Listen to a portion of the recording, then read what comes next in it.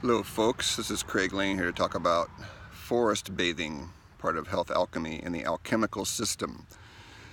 Been musing a lot about these actions of alchemy stuff, and so why would one forest bathe? You know, there's a lot of things people talking about these days that are part of the old traditional way of living, which is, you know, good light, good air, good water, good soil, good soil.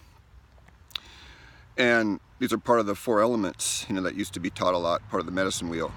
So forest bathing, for me, on a day where there's just a lot of, we'll just put it, aberrant contamination of the light and air today.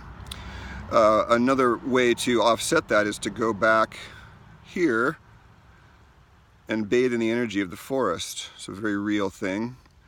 And for the sensitive types, it also acts as a form of grounding therapy, getting one's bare feet. I just bathed in the water and celebrate the water, and so forest bathing is a way of grounding, and then in Ayurveda they would say that's a way of calming vata, or just in common sense English, calms the nerves. So I was feeling off, and this is a good share because this is the time of year where the spring energy is sort of, in the 5-element system, they talk about plasma energy, wood element, and things are expanding rapidly, and I can see it in my garden, which we'll be doing a post about that later. So you know, we talk about the actions. Expansion has a dualistic opposite, right, which is contraction. And that's how I kind of felt, was contracted. And so we come here and you see the light in the background and you feel dark inside. Then it's a way to balance the scales. So in terms of health, then our being naturally seeks homeostasis. And the world, and the dualistic world, if you will, provides the impediments. And often, in one of my healing groups that I'm in, we're talking about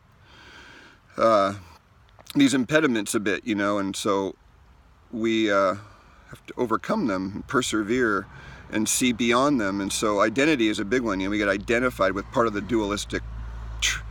I'm good or bad, or I'm bright, or I'm dumb, or we get identified with various things. And so coming here, for me, is a way to shake out things and come back to the source, which I was telling the group. If you can even get 1/1,000,000th of a grasp around this pointer, then you're probably doing pretty well spiritually. And it's the enlightenment we seek is always and already here. So what exists prior to me, more immediate than me, in terms of my own experience. I'm not talking about some theological crap. I'm talking about, in my own experience, well, I know I perceive reality after it already is past, in a sense. So that's where the truth is, that's where the salvation lies, is in that presence. That's why all the techniques, such as forest bathing and yoga and relational stuff, NVC, relating tantra, all these various health traditions and psychic traditions and emotional traditions and teachings, they're tools to keep us in the present moment. And then one action of duality is, then in that is, from what I've seen of 30 years of investigating this, is we can get real vigilant and use our tools and be present, but then the vigilance, we get tight. And then the tightness, as Brene Brown talked about in one of her TED Talks, is we lose our vulnerability. And her work really brought something out for me in my work of counseling people on health and nutrition, is if we numb one emotion, we numb all emotions. And so we get overly vigilant, we numb, and that's my own experience. I believe the Bible has a statement, 40 days and 40 nights in the desert, similar. We just get overly vigilant. And then if we let go on the other side of the duality into just letting go into what I call my default programming, well, that's not good either, because my childhood was full of programming, as with all of us here in the United States especially, and it's faulty, and I believe it's faulty on purpose. So there's this swing, right, to let go and let yourself fall asleep, which is sort of faith, and realize that the tools that we're building when we're awake, because that's the point, is you use your consciousness tools when you're awake, because you're going to go to sleep.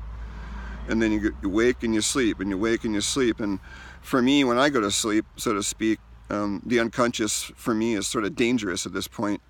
I affect a lot of people in my world, and so in the alchemy of what this is, then there's 3 phases to alchemy, and this is an examination of the parts and what part in me is broken, what process is broken, where am I looking for. And so this is a good share today, to bring forest bathing and grounding therapies together with presence and alchemy and the actions of alchemy.